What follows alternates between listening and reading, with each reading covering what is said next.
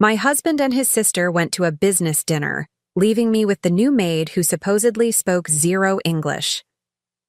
As soon as the car pulled away, she dropped the broom, looked me in the eye, and spoke in perfect English. "Ma'am, do not eat the soup they left in the fridge." What I discovered next made my blood ran cold. "I'm glad to have you here. Follow my story until the end and comment the city you're watching from, so I can see how far my story has reached."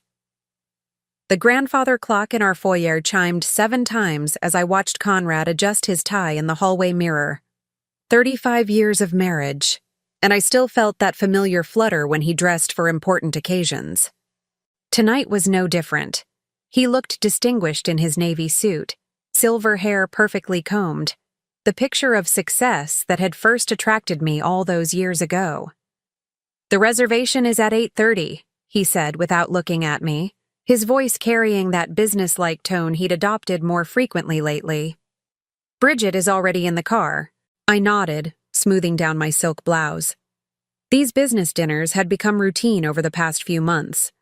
Conrad's import company was expanding, he'd explained, and his sister Bridget had become an invaluable partner. I rarely questioned the details anymore. Financial matters had always been Conrad's domain, and at 61, I'd grown comfortable letting him handle such complexities. Through the window, I could see Bridget's silhouette in the passenger seat of Conrad's Mercedes. Even from a distance, I could sense her impatience in the way she checked her watch. My sister-in-law had never been particularly warm toward me, but lately, her cold efficiency felt more pronounced. She spoke to me in clipped sentences, always seeming to calculate something behind her pale blue eyes. "Don't wait up," Conrad added, slipping his phone into his jacket pocket. "These discussions tend to run late." "Of course." The words came automatically. I'd been saying them for months now, these mysterious business dinners that excluded me entirely. Part of me wondered why I was never invited, but asking felt petty. Conrad worked so hard to provide for us, to maintain the beautiful life we'd built in our Magnolia Drive mansion. The front door closed with a soft click, followed by the purr of the Mercedes engine fading into the distance. Suddenly, our sprawling home felt enormous and empty. The tick-tock of the grandfather clock seemed louder now, echoing through rooms filled with antique furniture and family photographs spanning decades of what I'd believed was a happy marriage. I made my way to the kitchen, thinking I might prepare some tea before settling in with a book. The Italian marble countertops gleamed under the pendant lights, and everything was in its proper place, exactly how our housekeeper Jessa had left it before retiring to her quarters above the garage. Jessa had been with us for only 2 months, but she'd proven invaluable. A quiet woman in her 40s with kind dark eyes and calloused hands that spoke of hard work. She'd come highly recommended by an agency Bridget had suggested. Her English was practically non-existent, or so we'd believed, but she communicated through gestures, and her work spoke volumes. The house had never been cleaner. Meals appeared as if by magic, and she moved through our home like a gentle ghost, never intrusive, always helpful. I was reaching for the kettle when I heard footsteps in the hallway. Jessa appeared in the kitchen doorway, still wearing her simple gray uniform, her dark hair pulled back in its usual neat bun. She carried a dust cloth, though I noticed she wasn't actually cleaning anything. "Buenas noches, señora," she said softly, then paused, glancing toward the front windows where the driveway lay empty. I smiled at her. "Good evening, Jessa. You can rest now. They've gone to their dinner." She nodded, but instead of leaving, she remained in the doorway, shifting her weight from foot to foot. Something in her posture seemed different tonight. Less submissive, more alert. Her eyes kept darting to the windows, as if ensuring we were truly alone. Then she did something that made my blood turn cold. She set down her dust cloth on the kitchen island, looked directly into my eyes, and spoke in perfect, unaccented English. "Ma'am, do not eat the soup they left in the refrigerator." The kettle slipped from my hands, clattering against the marble countertop. I stared at her, my mind struggling to process what had just happened. The quiet, non-English speaking housekeeper I'd known for 2 months had just delivered a warning in flawless American English. What did you just say? My voice came out as barely a whisper. Jessa stepped closer, her expression serious but not unkind. Mrs. Whitmore, I need you to listen to me carefully.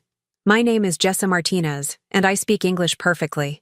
I've been pretending not to understand for the past 2 months because I was hired to spy on you. The room seemed to tilt. I gripped the edge of the counter to steady myself, my heart hammering against my ribs. Spy on me? I don't understand. Your sister-in-law, Bridget, hired me through an agency. But not the kind of agency you think. Jessa's voice was calm but urgent. She paid me $800 a week to report everything you did, everything you said, every detail of your daily routine.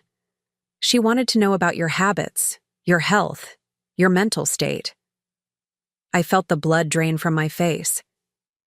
That's impossible. Bridget recommended you, yes, but she wouldn't. She's family. Ma'am, please sit down. Jessa gestured to one of the bar stools at the kitchen island. What I'm about to tell you is going to be difficult to hear. I remained standing, my legs feeling unsteady, but my spine straight.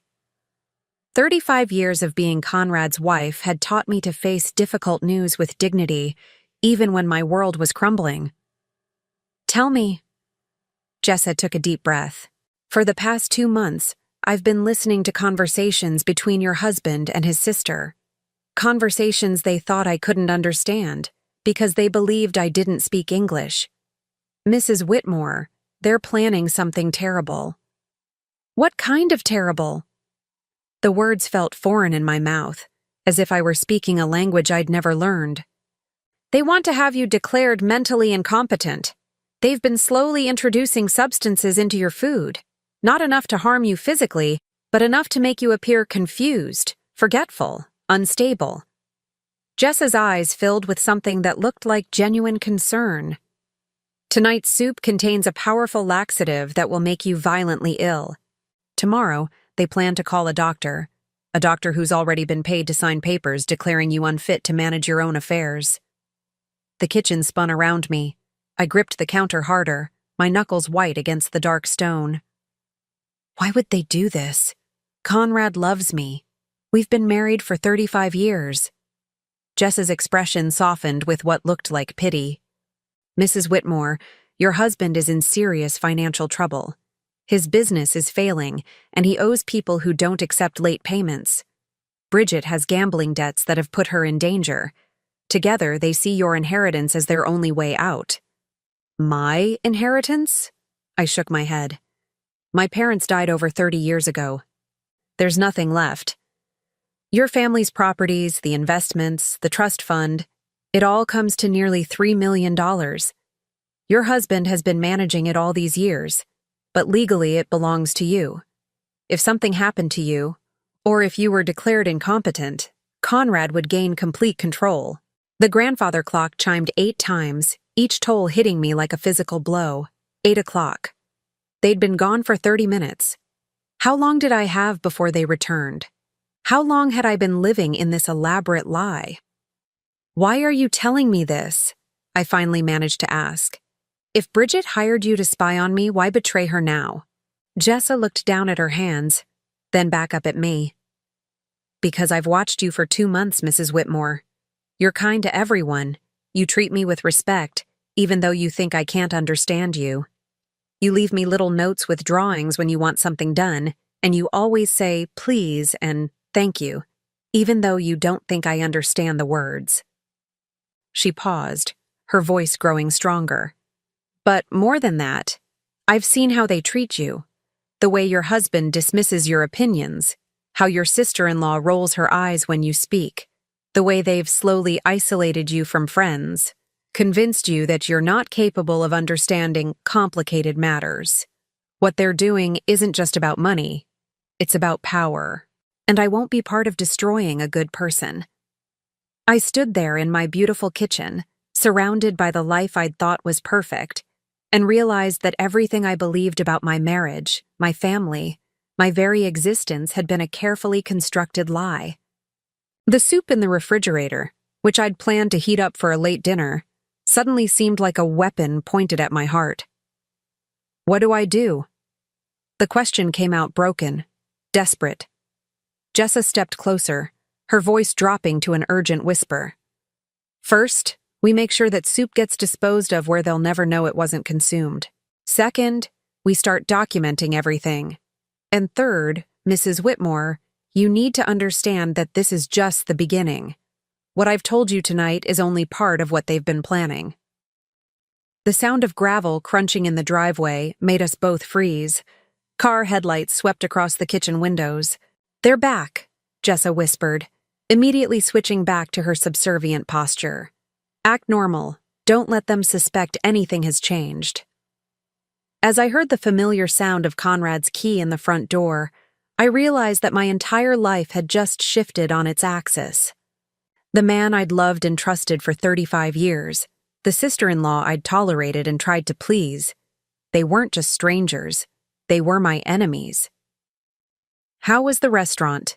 I asked Conrad as he hung his coat in the hallway closet, my voice surprisingly steady considering my hands were trembling beneath the kitchen island where he couldn't see them. Fine, he replied without elaboration, loosening his tie. Productive meeting. You should get some rest, Antoinette. You look tired.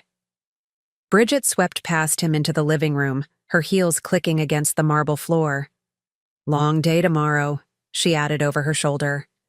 Conrad mentioned you might want to see Dr. Harrison about those memory issues we discussed. Memory issues? My heart skipped a beat. I hadn't mentioned any memory problems to either of them. I'm feeling fine, actually. Of course you are, dear. Conrad's tone was patronizing in a way I'd never noticed before, or perhaps I'd simply accepted it as normal. But prevention is better than cure, don't you think? They exchanged a look that lasted just a fraction too long. In the past, I would have dismissed it as sibling communication. Now, it felt loaded with meaning I was only beginning to understand. I think I'll have some of that mushroom soup before bed, Conrad said, heading toward the kitchen. Long day tomorrow, and I need something settling for my stomach. Actually, I said quickly, I finished it earlier. I was hungrier than I thought. Another look passed between them, this one sharper. Bridget's perfectly manicured eyebrows drew together in the faintest frown. All of it? Conrad asked. There was nearly a full container. I heated it twice. You know how I am when I'm nervous about being alone. I forced a laugh that sounded hollow even to my ears. I suppose I'll feel it tomorrow. Conrad's expression relaxed into what I now recognized as satisfaction. Well, make sure you stay hydrated. Food poisoning can be quite dehydrating. Food poisoning. The casual way he said it made my stomach turn. They were expecting me to be violently ill tomorrow, had probably already scheduled the doctor's visit around my anticipated suffering. I think I'll turn in now, I said, moving toward the stairs. Good night. Good night, dear, Conrad called after me, his voice warm with what I now understood was anticipation. I made it to my bedroom and closed the door before my legs gave out. I sank onto the edge of my bed, still wearing the silk blouse and pearls I'd put on hours ago when my biggest concern was whether Conrad would notice I'd had my hair done. Now those worries seemed laughably trivial compared to the realization that my husband and sister-in-law were actively plotting against me. A soft knock on my door made me freeze. Mrs. Whitmore? Jessa's voice, back to the hesitant, accented English she'd perfected. I brought fresh towels. Come in. Jessa entered with an armload of towels that were clearly just a prop. She moved to my ensuite bathroom, and I heard the soft sound of linens being arranged. When she emerged, she gestured toward the bathroom and mouthed silently, "Talk in there. Water running." I followed her into the marble-lined space that had always been my sanctuary. Jessa turned on the taps in both the sink and the large soaking tub, creating enough white noise to mask our conversation. "They bought it," she whispered, "about the soup. But now we have a bigger problem. I heard them talking after they came back." "What did they say?" "They've moved up their timeline. Dr. Harrison, The doctor they've bribed, he's coming here tomorrow afternoon. They're going to tell him you've been acting erratically, forgetting things, having episodes.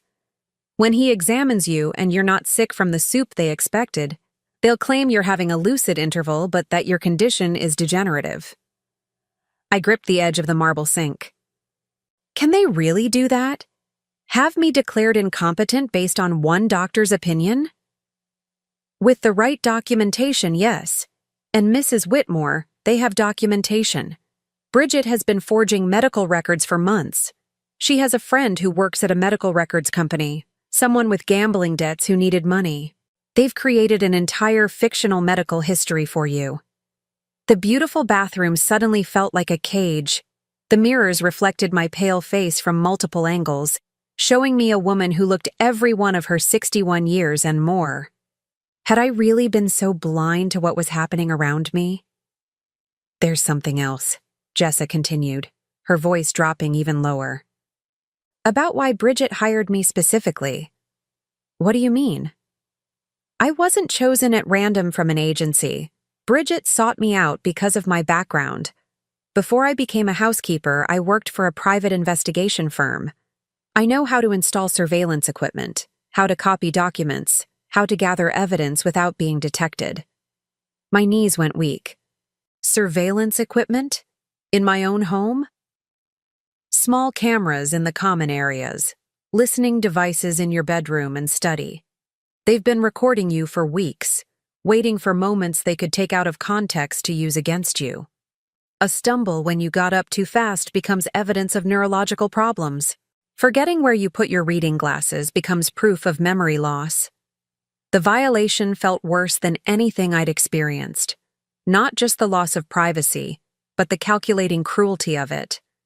They'd been watching me like a specimen, cataloging my human moments to use as weapons. But if you know how to do these things, I said slowly, does that mean you can undo them? Yes.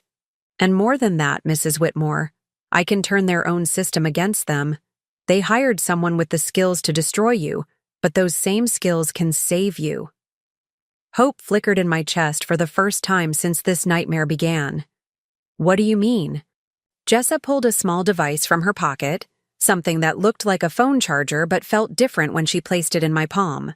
This is a recording device, military grade, undetectable. While they've been recording you, I've been recording them. Every conversation, every phone call, every moment when they thought they were safe. You've been recording everything? For 6 weeks now. I have Bridget admitting to forging medical records, Conrad discussing how to access your bank accounts, both of them planning exactly how to have you institutionalized.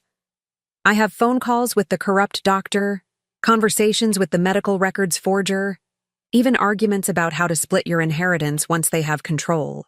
The water continued running, a steady white noise that felt like the only stable thing in my shifting world. Why didn't you tell me sooner? Because I needed enough evidence to be absolutely certain we could stop them completely. 1 or 2 recordings could be dismissed or explained away. But what I have now... Jessa's eyes hardened with determination. What I have now will destroy them. What do they think you're reporting to Bridget? Exactly what they want to hear. That you're declining rapidly, becoming confused and forgetful. That you've been talking to yourself, leaving tasks half-finished, showing signs of paranoia and disorientation. I've been feeding them a fictional narrative about your mental deterioration while documenting their real conspiracy. I stared at this woman I'd thought I knew, realizing she'd been protecting me while I remained completely unaware of the danger. Jessa, I have to ask, what's your real motivation in all this? Why risk so much for someone you barely know? She was quiet for a long moment, the sound of running water filling the space between us. When she spoke, her voice carried a pain I hadn't heard before. Because 15 years ago, my mother went through exactly what they're planning for you. My stepfather and his daughter had her declared incompetent and institutionalized. She died in that place 18 months later, alone and branded as mentally ill. I was young and didn't understand the system well enough to stop it. I've carried that guilt every day since. The water blurred as tears filled my eyes. I'm so sorry. When Bridget approached me with this job, describing their plan, it was like watching my worst nightmare play out again. But this time, I have the skills and knowledge to fight back. This time, I can save someone. What happens next? Jessa turned off the taps, and the sudden silence felt profound. Tomorrow, when Dr. Harrison comes, you're going to give the performance of your life. You're going to appear exactly as confused and unstable as they claim you are. And while they think they're winning, we're going to spring our own trap. What kind of trap? The kind that will expose not just Conrad and Bridget, but the corrupt doctor and the medical records forger. A trap that will ensure they face serious criminal charges and can never hurt you or anyone else again. As we prepared to leave the bathroom, Jessa caught my arm gently. Mrs. Whitmore, I need you to understand something. What we're about to do will change everything.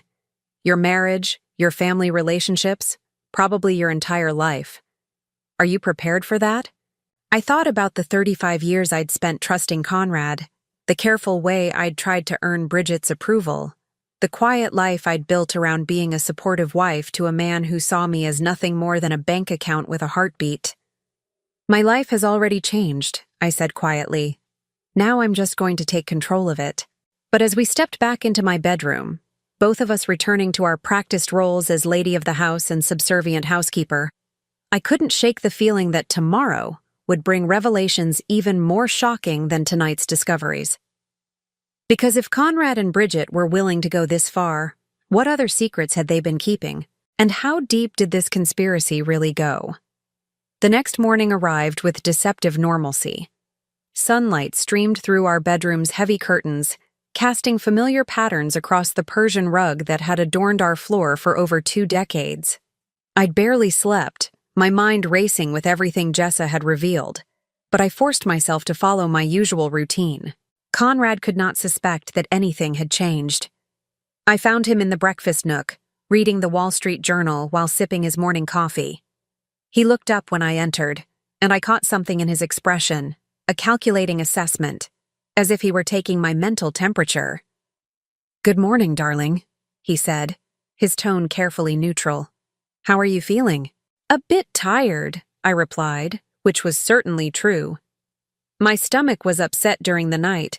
I think that soup didn't agree with me after all. His eyes sharpened with interest, though he tried to hide it behind concern. "Oh, that's unfortunate. Perhaps we should have Dr. Morrison take a look at you." Doctor. Morrison had been our family physician for 15 years, a kind man who actually cared about his patients. Not the corrupt Dr. Harrison they'd arranged to evaluate me this afternoon. "I'm sure it will pass," I said carefully. Bridget appeared in the doorway, already dressed in one of her expensive business suits. She'd been staying with us for the past 3 weeks, ostensibly while her house underwent renovation. Now I understood the real reason for her extended visit. She needed to be here to witness my supposed breakdown firsthand. "Any word from Dr. Harrison about this afternoon?" she asked Conrad, not bothering to lower her voice. The casualness with which she discussed my medical appointment without including me in the conversation was telling.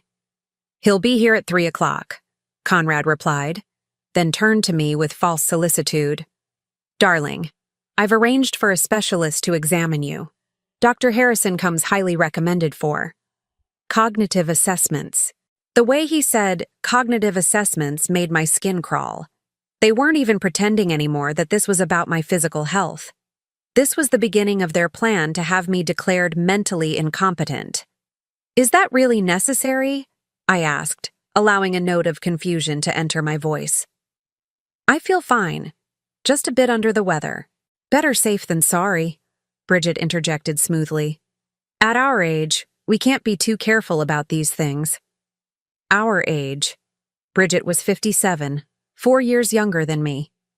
But she spoke as if we were both ancient and failing, when in reality, I was in excellent health, or had been, before learning that my closest family members were poisoning me. After breakfast, I retreated to my study, a small room off the main hallway that had always been my private sanctuary. Conrad rarely entered it, dismissing my books and correspondence as women's interests not worthy of his attention. Now, I wondered if that dismissal had been strategic, a way to keep me isolated in pursuits that wouldn't threaten his control. I was pretending to read when Jessa knocked softly and entered with her cleaning supplies. To anyone watching, she was simply dusting the bookshelves, but when she spoke, her voice was barely audible. "I accessed their email accounts last night," she whispered without looking at me, her hands moving efficiently across the mahogany shelves. "What I found is worse than we thought." My heart clenched. How could it be worse? They've already selected a facility, Bridgewood Manor, about 2 hours north of here. It's a private psychiatric hospital that specializes in difficult cases, wealthy families who want problematic relatives to disappear quietly. The book trembled in my hands. Disappear? Mrs. Whitmore, patients admitted to Bridgewood under those circumstances rarely leave. The care is minimal, the oversight is non-existent, and the staff is paid well to look the other way. Conrad has already wired a deposit of $50,000 to secure your placement. $50,000. He'd spent more on my potential imprisonment than most people earned in a year, and he'd done it with money that was technically mine. The cruel irony wasn't lost on me. "There's more," Jessa continued, her voice growing even quieter. "I found correspondence with a lawyer about updating your will. Once you're declared incompetent, Conrad will have power of attorney. The first thing he plans to do is change your will to leave everything to him, with provisions for Bridget." I set the book down carefully, afraid I might snap it in half. "What about the recordings you've been making? Can we stop this?" "Yes, but we need them to incriminate themselves completely. Right now, we have conspiracy, fraud, and attempted abuse of an elderly person. But I want to catch them in the act of medical fraud and bribery. When Dr. Harrison arrives, I need you to do exactly as I say." "What do you want me to do?" Jessa moved to dust the lamp near my chair, bringing her closer so she could speak directly into my ear. "When he examines you, you're going to appear exactly as confused and disoriented as they claim you are. But you're also going to say specific things that will prove you're being coerced." "What kind of things?" "You're going to mention seeing people who aren't there, but you're going to describe them in ways that make it clear you're being coached. You're going to forget recent events, but remember old ones with suspicious clarity. Most importantly, you're going to ask Dr. Harrison questions that will force him to reveal he's been briefed about your case before examining you." The plan was risky, but I could see the logic. If we could prove that Dr. Harrison had predetermined his diagnosis, we could expose the entire conspiracy. What if he's more careful than that? Then we have backup plans. I've installed micro cameras in this room and the living room where he'll conduct his examination. Everything will be recorded. And Mrs. Whitmore. She paused in her dusting, meeting my eyes for just a moment. "I've also contacted a real doctor, Dr. Sarah Chen, a neurologist who owes me a favor. She's agreed to conduct an independent evaluation of you tomorrow, assuming we can prevent today's planned abduction." Abduction. The word hit me like a physical blow. That's what this was, a planned kidnapping using medical authority as cover. If their plan succeeded, I would be forcibly committed to an institution where I might never be seen again. "How long have they been planning this?" I asked. "Based on the emails I found, at least 6 months. It started when Conrad's business began failing more seriously. Bridget approached him with the idea after she lost her house to gambling debts. They see you as their retirement plan." The door to my study opened suddenly, making us both freeze. Conrad appeared in the doorway, his expression pleasant, but his eyes watchful. "Everything all right in here?" he asked. I thought I heard voices. "Just reading aloud to myself," I said, forcing a smile. "You know how I sometimes do that when I'm trying to concentrate." He nodded, but his gaze lingered on Jessa, who had immediately resumed her dusting with the practiced efficiency of someone who'd perfected the art of invisibility. "Dr. Harrison will be here in a few hours," Conrad said. "Why don't you rest before then? I want you to be at your best for the examination." "At my best," meaning at my most confused and vulnerable. "Of course, dear." After Conrad left, Jessa and I remained silent for several minutes, both of us acutely aware of how close we'd come to discovery. When she finally spoke, her voice carried a new urgency. "Mrs. Whitmore, there's something else you need to know about the timing of all this." "What do you mean?" "Your family's trust fund, the one your parents established, it has a specific provision. If you're declared mentally incompetent, the funds remain in trust but can be managed by your legal guardian. But if you die while competent, everything goes to Conrad as your husband. If you die after being declared incompetent, the money reverts to distant relatives your parents named as backup beneficiaries." The implications made me feel sick. So they need me alive but incapacitated. For now. But Mrs. Whitmore, institutions like Bridgewood, accidents happen. Patients with dementia wander off, have falls, develop sudden medical complications. Once you're committed, your life expectancy becomes negotiable. I gripped the arms of my chair, the reality of my situation finally hitting me completely. This wasn't just about money or control. This was about my survival. Conrad and Bridget weren't just planning to steal my inheritance. They were planning to eliminate me entirely, just slowly enough to avoid suspicion. "We have to stop them today," I said, my voice steadier than I felt. "Whatever it takes." "We will," Jessa promised. "But Mrs. Whitmore, when this is over, when they're exposed and facing criminal charges, your entire life will change. Are you prepared to lose everything you've known for the past 35 years? I looked around my study, at the books I'd collected, the photographs of what I'd believed was a happy marriage, the comfortable life I'd built on what I now knew was a foundation of lies. Then I thought about the alternative, disappearing into an institution where I'd be at the mercy of people who saw me as nothing more than a profitable problem to manage. "I've already lost everything," I said quietly. "Now I'm just going to make sure they pay for taking it."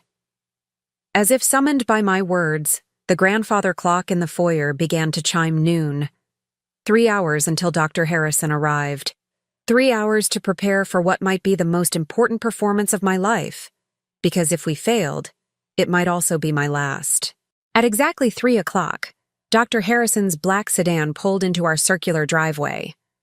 I watched from my bedroom window as a tall, thin man in an expensive overcoat emerged, carrying a leather briefcase that looked more suited to a lawyer than a doctor. Even from a distance, something about his demeanor struck me as predatory rather than professional. Conrad greeted him at the front door with the enthusiasm of a man welcoming an old friend, rather than meeting a medical specialist for the first time. Their conversation was animated, punctuated by gestures toward the house's interior and what looked suspiciously like an exchange of documents before they even stepped inside. I made my way downstairs slowly, deliberately appearing more frail than I felt.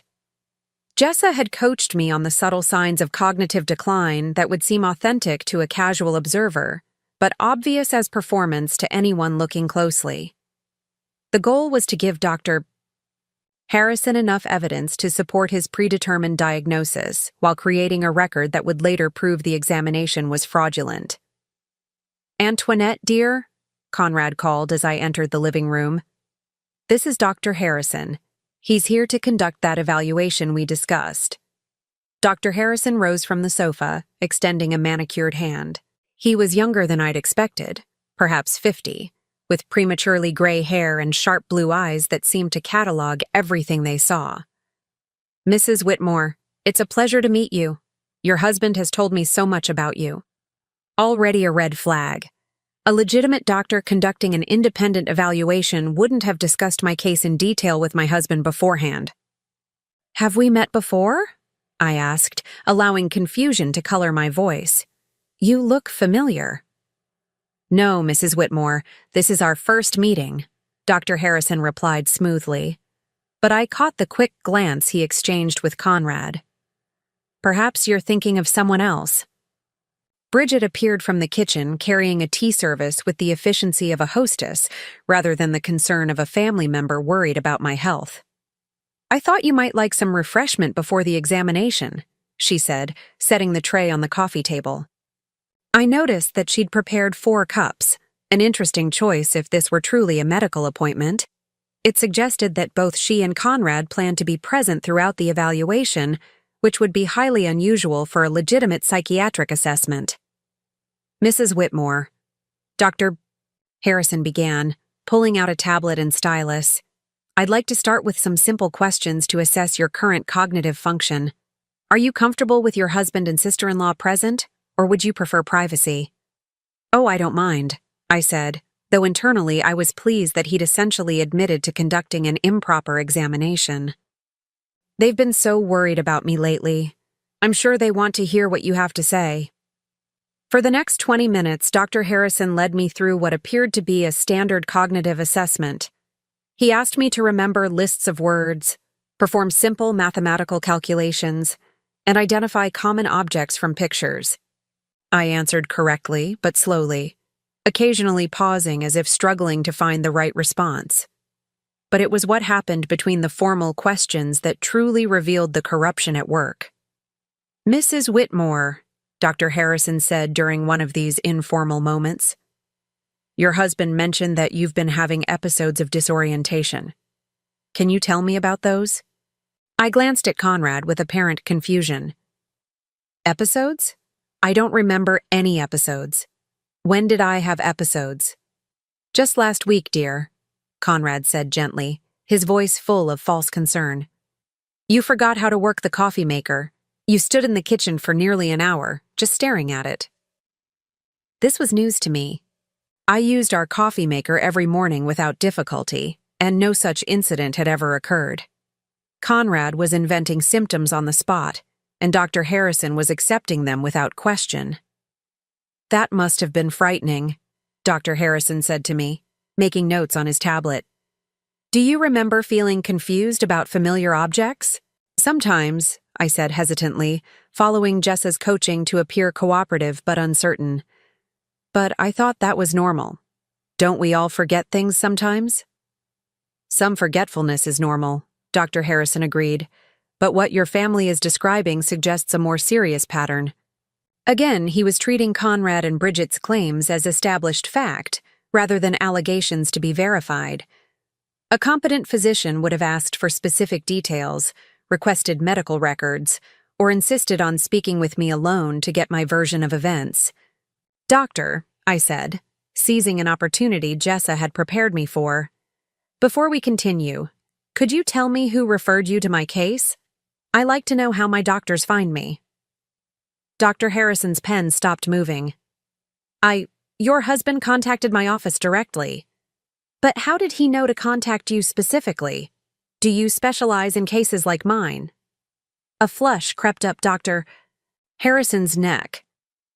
I have experience with cognitive decline in elderly patients, yes. What kind of experience? And how did Conrad know about that experience? The questions were making Dr. Harrison visibly uncomfortable. Conrad jumped in quickly. Darling, Dr. Harrison comes highly recommended. Bridget suggested him based on her research. I turned to Bridget with apparent innocence. Research? What kind of research? Medical directories, Bridget said curtly. Online reviews. The usual things people do when seeking specialists. But I wasn't finished. Jessa had prepared me for this moment. Doctor, before you examine me further, could you tell me about your assessment criteria? I'd like to understand what you're looking for. Dr. Harrison glanced at Conrad again. Another telling sign. A legitimate physician would have been happy to explain his process to a patient. Mrs. Whitmore, the evaluation involves multiple factors: cognitive testing, behavioral observation, family history. Family history is important, I agreed. What specific family history are you working with? Because I should mention that my parents both lived well into their 80s with no cognitive decline. My grandmother was mentally sharp until she died at 93. This was true, and it directly contradicted any genetic predisposition to early dementia that they might try to claim. Dr. Harrison made more notes, but I could see him struggling to fit my actual family history into whatever narrative Conrad and Bridget had provided. Sometimes these conditions can appear without genetic predisposition, he said finally. Of course, I replied. But in those cases, wouldn't you want to rule out other causes first? Environmental factors, medication interactions, depression, vitamin deficiencies? There are so many reversible causes of cognitive symptoms. Dr. Harrison's discomfort was now obvious. A patient questioning his thoroughness shouldn't have rattled a competent physician, but his predetermined conclusions were being challenged by inconvenient facts. Conrad intervened again. Darling, let's let the doctor complete his examination. We don't want to take up too much of his valuable time. The phrase valuable time struck me as significant. It suggested a financial arrangement rather than a professional consultation. I filed that observation away for later. Of course, I said. But doctor, one more question. Given that cognitive decline can have so many different causes, what's your standard protocol for ruling out treatable conditions? Blood work? Brain imaging? Medication review? Those tests can be arranged if necessary, Dr. Harrison said vaguely. If necessary? Wouldn't they be necessary before making any definitive diagnosis? The silence that followed was telling. A legitimate physician would have enthusiastically agreed that comprehensive testing was essential. Dr. Harrison's reluctance to commit to proper medical procedures revealed that he had no intention of conducting a thorough evaluation. From my peripheral vision, I saw Jessa enter the room quietly, ostensibly to collect the tea service. But I knew she was positioned to capture everything on her hidden recording devices. Mrs. Whitmore, Dr. Harrison said, clearly eager to move away from procedural questions. Let's continue with the assessment. Can you tell me what year it is? 2023, I replied correctly. And who is the current president? I paused, pretending to think. That would be, oh, what's his name? The one who came after Obama. Mrs. Whitmore, Conrad said gently. Obama left office several years ago. We've had 2 presidents since then. I blinked in apparent confusion. 2? That can't be right. I remember Obama was president just. This was pure theater, but Dr. Harrison seized on it immediately, making vigorous notes. A real physician might have explored whether I was thinking of a different time frame or confused about something specific. Dr. Harrison simply recorded my response as evidence of cognitive decline. Mrs. Whitmore, he continued, can you tell me about your daily routine?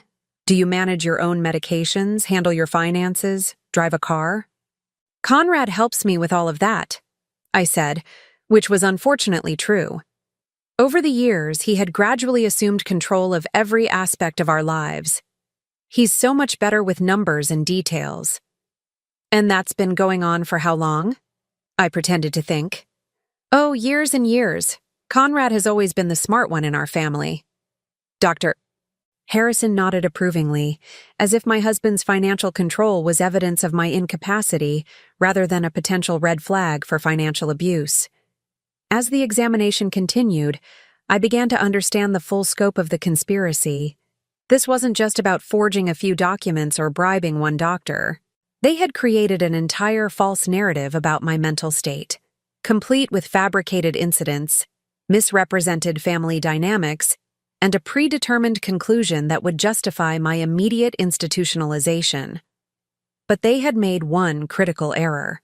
They had underestimated both my intelligence and my determination to survive. As Dr. Harrison prepared to conclude his examination, I knew that the next few minutes would determine whether I spent the rest of my life as a free woman or disappeared into the nightmare of Bridgewood Manor. Mrs. Whitmore, Dr. Harrison said, closing his tablet with an air of finality. Based on my examination today, I believe you're experiencing significant cognitive decline that requires immediate professional intervention." The words hung in the air like a death sentence. Conrad leaned forward eagerly while Bridget maintained her mask of concerned family member, though I could see the satisfaction gleaming in her eyes. "What kind of intervention?" I asked, allowing my voice to tremble slightly. "I'm recommending immediate placement in a specialized care facility where you can receive round-the-clock monitoring and treatment, Dr. Sao," Harrison replied smoothly. "I've already contacted Bridgewood Manor. They have an opening, and I believe you would benefit from their specialized program." Already contacted. He'd arranged my institutionalization before even conducting his fraudulent examination. The audacity of it was breathtaking. "Today?" I asked with apparent confusion. "But I don't understand. I feel fine. Can't I just take some medicine?" "Mrs. Whitmore," Conrad said gently, taking my hand in his. "The doctor knows best. And this isn't permanent. Just until you're feeling better." The lie rolled off his tongue so easily. We all knew that patients admitted to Bridgewood under these circumstances didn't come home. "I've prepared the necessary paperwork, Dr. E." Harrison continued, pulling documents from his briefcase. "With your husband's signature as your medical power of attorney, we can facilitate the transfer this afternoon." "Medical power of attorney?" I blinked in apparent confusion. When did I give Conrad medical power of attorney? An uncomfortable silence fell over the room. Conrad cleared his throat. "Darling, we discussed this months ago when you were having those episodes. You signed the papers yourself." This was news to me. I'd never signed any such document, which meant they'd either forged my signature or planned to do so now. "I don't remember signing anything." "That's exactly why this intervention is necessary," Dr. Harrison interjected. "Memory loss regarding important legal decisions is a serious symptom." The circular logic was infuriating. My inability to remember something that never happened was being used as proof of my incompetence. But I forced myself to remain in character, appearing confused and vulnerable while inwardly seething at their manipulation. "Doctor," I said hesitantly, "could I see the papers I supposedly signed? Maybe that would help me remember." Dr. Harrison's eyes flicked to Conrad. "Mrs. Whitmore, focusing on past confusion might agitate you further. Let's concentrate on getting you the help you need." Another red flag. A legitimate physician would have been happy to review previous medical decisions with a patient. His refusal to show me the power of attorney documents suggested they either didn't exist or contained forged signatures. "But I'd really like to see them," I pressed gently. "It might help me understand what's happening." "Antoinette," Bridget said firmly, "you're getting upset over nothing. The important thing is getting you proper care." "Am I getting upset?" I turned to her with apparent surprise. "I don't feel upset. I just want to understand." This simple statement seemed to unnerve all three of them. In their narrative, I should have been agitated, confused, possibly even combative. My calm rationality didn't fit their script of a woman in cognitive decline. "Perhaps," Dr. Harrison said, clearly eager to move the process along, "we should proceed with the arrangements. The sooner Mrs. Whitmore receives proper care, the better." "Actually," a new voice said from the doorway, "I think Mrs. Whitmore should have a chance to review any documents before signing them." We all turned to see Jessa standing in the entrance to the living room, no longer carrying cleaning supplies or maintaining her submissive posture. She stood straight and confident, her entire demeanor transformed. "Excuse me," Conrad said sharply, "but this is a private family matter. Please return to your duties." "I'm afraid I can't do that, Mr. Whitmore," Jessa replied calmly, walking into the room. "You see, I've been recording this entire conversation, along with every other conversation you've had in this house for the past 2 months." The silence that followed was deafening. Dr. Harrison's face went pale. Conrad's mouth fell open, and Bridget actually took a step backward as if she'd been physically struck. "What are you talking about?" Conrad demanded, recovering his voice. You don't even speak English properly. Jessa smiled, and it wasn't the submissive expression they were accustomed to seeing. I speak English perfectly, Mr. Whitmore. I also have degrees in criminal justice and forensic accounting. My name is Jessica Martinez, and I'm a licensed private investigator. She reached into her pocket and pulled out her phone, tapping the screen. Suddenly, Conrad's voice filled the room. The sooner we get her declared incompetent, the sooner we can access the trust fund. $3 million, Bridget. That's enough to solve both our problems. Conrad lunged for the phone, but Jessa stepped smoothly away. That's just one of dozens of recordings I have, Mr. Whitmore. Would you like to hear the one where you discuss bribing Dr. Harrison? Or perhaps the conversation where you and your sister plan to split Mrs. Whitmore's inheritance after she's conveniently died from complications at Bridgewood? Dr. Harrison was already moving toward the door, but Jessa's next words stopped him cold. Dr. Marcus Harrison, license number 479862. You're not going anywhere until the police arrive. Police? Bridget shrieked. You can't call the police. This is a private matter. Conspiracy to commit fraud, elder abuse, forgery of medical documents, and attempted kidnapping are hardly private matters, Jessa replied. Oh, and Dr. Harrison? I should mention that I've already forwarded copies of all my recordings to the State Medical Board. Your license to practice medicine will be revoked by the end of the week. Dr. Harrison's face had gone from pale to gray. This is entrapment. You can't use recordings made without consent. Actually, I can, Jessa cut him off. California is a one-party consent state, and Mrs. Whitmore gave me permission to record conversations in her own home. Everything I've captured is perfectly admissible in court. I stood up slowly, shedding the last vestiges of my confused, vulnerable act. Surprise, I said to Conrad and Bridget, my voice steady and clear. I've been recording you too. I reached into my blouse and pulled out the small recording device Jessa had given me. Every conversation, every medical consultation, every moment when you thought you were safe to plan my destruction, it's all here. Conrad's face cycled through several emotions: shock, rage, fear, and finally, something that looked like grudging respect. You knew, he said quietly. All along, you knew. I knew you were stealing from me, I replied. I knew you were lying to me. I knew you'd been poisoning me with sedatives disguised as vitamins. But I didn't know you were planning to have me murdered in a psychiatric facility until yesterday. Murdered? Bridget laughed shrilly. Don't be dramatic, Antoinette. We were trying to get you help. Help? I turned to face her fully. Bridget, I have recordings of you discussing how long it typically takes for patients to die at Bridgewood Manor. You researched the average life expectancy and calculated how long you'd have to wait for my death to appear natural. The look of pure hatred that crossed her face was more honest than any expression I'd seen from her in years. You have no idea what you've done, Conrad said, his voice low and dangerous. You think you can just destroy our family? Ruin our lives? Our family? I laughed, and there was no humor in it. Conrad, you stopped being my family the moment you decided I was worth more dead than alive. You're criminals, and criminals face consequences.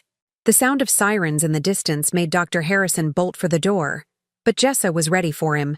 She stepped into his path, and when he tried to push past her, she grabbed his wrist and twisted it behind his back with professional efficiency. I told you, she said calmly as he writhed in her grip. You're not going anywhere. 3 police cars pulled into our driveway, followed by an ambulance and what looked like a detective's unmarked sedan. Through the front windows, I could see officers approaching the house with purposeful strides. Mrs. Whitmore, the lead officer said as Jessa opened the door. I'm Detective Rodriguez. We received a report of elder abuse and medical fraud in progress.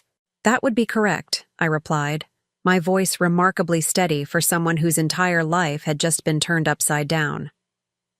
I believe you'll want to speak with Dr. Harrison first. He's been attempting to have me falsely committed to a psychiatric facility.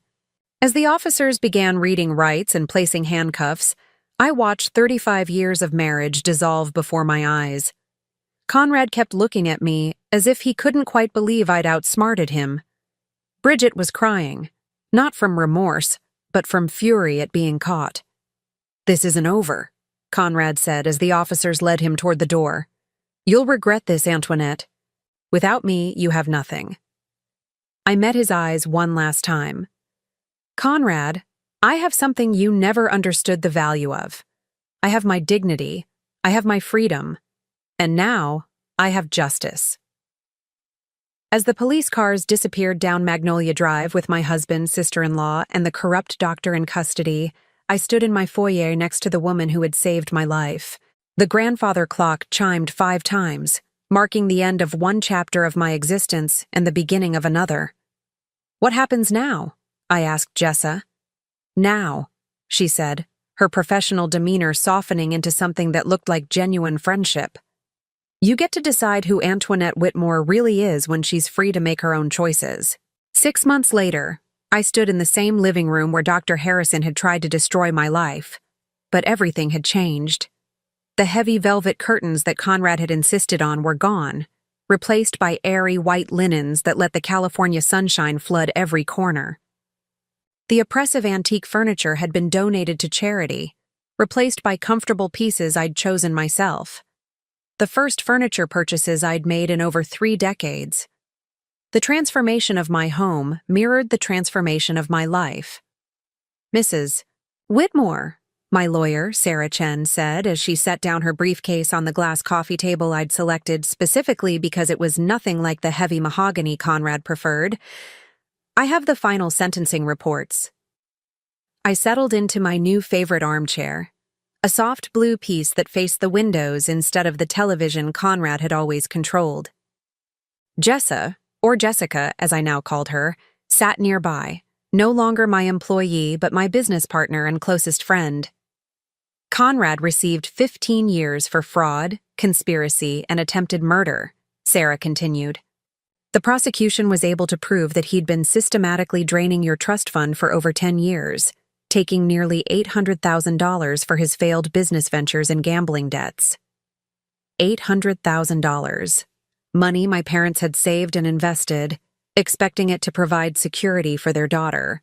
Instead, it had funded Conrad's lies and Bridget's addiction while I lived on a careful budget, believing we were conserving our resources. "Bridget got 12 years, Sarah continued. Her cooperation with the prosecution helped expose the larger network. Apparently, this wasn't the first time she'd participated in elder abuse schemes. She's been running similar cons on wealthy widows for years, using her social connections to gain access to vulnerable women." I nodded, unsurprised. Bridget's practiced efficiency at manipulation had suggested extensive experience. "And Dr. Harrison?" 20 years, and his medical license is permanently revoked. He'd falsified competency evaluations for at least a dozen other victims over the past 5 years. The FBI is still investigating the full scope of his operations. 20 years seemed appropriate for a man who'd perverted the trust that should exist between doctor and patient. His victims included elderly women like me, but also adults with disabilities whose families wanted them institutionalized for convenience, and even some cases involving inheritance disputes where inconvenient relatives needed to disappear. "The civil settlements are finalized as well," Sarah added, pulling out another set of documents. "Between Conrad's hidden assets, Bridget's insurance policies, and the malpractice claims against Dr. Harrison's practice, you'll recover approximately $1.2 million beyond your original inheritance. $1,200,000. Compensation for the years of abuse, manipulation, and attempted murder." It felt surreal to put a monetary value on betrayal, but the money would serve a better purpose than justice. It would fund the future I was finally free to choose. "There's one more thing," Sarah said, her expression growing serious. "Conrad's attorney contacted me yesterday. He wants to arrange a meeting." "Absolutely not," Jessica said immediately. Mrs. Whitmore doesn't need to subject herself to more manipulation. I considered this for a moment. 6 months ago, the thought of facing Conrad would have terrified me. Now it simply felt unnecessary. What could he possibly want? According to his attorney, he wants to apologize. He claims prison has given him perspective on what he did to you. I laughed, a sound that still surprised me with its freedom. Conrad doesn't apologize. He strategizes. He's probably hoping for a reduced sentence or early parole. Tell his attorney that Antoinette Whitmore is too busy living her life to waste time on his regrets. Sarah made notes, smiling at my response. Over the past months, she'd watched me evolve from a victim into someone who refused to be diminished by anyone else's expectations. After Sarah left, Jessica and I sat in comfortable silence, watching the afternoon light play across our transformed space. The woman who'd saved my life had become so much more than I'd ever imagined possible. "I have news," Jessica said finally, pulling out her own set of documents. The Martinez-Whitmore Investigative Agency officially received its license yesterday. Our business, a private investigation firm specializing in elder abuse and financial fraud, was finally official. Jessica's expertise combined with my intimate understanding of how these predators operated would help protect other vulnerable people from what I'd experienced. "Our first case?" I asked. A 73-year-old woman in San Francisco. Her son and daughter-in-law are slowly isolating her and taking control of her finances. The pattern is identical to what Conrad and Bridget did to you. The familiar anger flickered in my chest, but it was no longer helpless rage. It was fuel for action. "When do we start?" "Tomorrow, if you're ready." I looked around my bright, airy living room, at the photographs of my parents that I'd retrieved from storage and displayed prominently for the first time in decades. I thought about the woman I'd been 6 months ago, confused, isolated, slowly being poisoned by the people who claimed to love me. Then I thought about the woman I'd become, clear-minded, purposeful, and determined to protect others from similar fates. "I'm ready," I said. That evening, I prepared dinner in my kitchen, a simple meal that I chose, cooked, and seasoned to my own taste. No hidden sedatives, no mysterious stomach ailments afterward. Just food that nourished rather than controlled. As I set the table for one, I reflected on how much my definition of independence had changed. 6 months ago, I would have seen eating alone as evidence of failure, proof that I'd driven away the people who mattered. Now, I understood it as evidence of choice, the ability to decide how I wanted to spend my time and with whom. The doorbell rang as I was finishing my meal. I opened it to find a delivery driver holding an enormous bouquet of sunflowers, my favorite flower, though Conrad had always insisted roses were more elegant. The card read, "Congratulations on your new business venture. You're going to save so many lives. With love and admiration, Dr. Sarah Chen." Dr. Chen, the neurologist who'd conducted a real evaluation of my cognitive function, proving definitively that I was mentally competent and had never shown any signs of dementia. Her testimony had been crucial in securing Conrad and Bridget's convictions. I arranged the sunflowers in a crystal vase that had been my mother's, placing them on the dining room table where they caught the last rays of afternoon sun.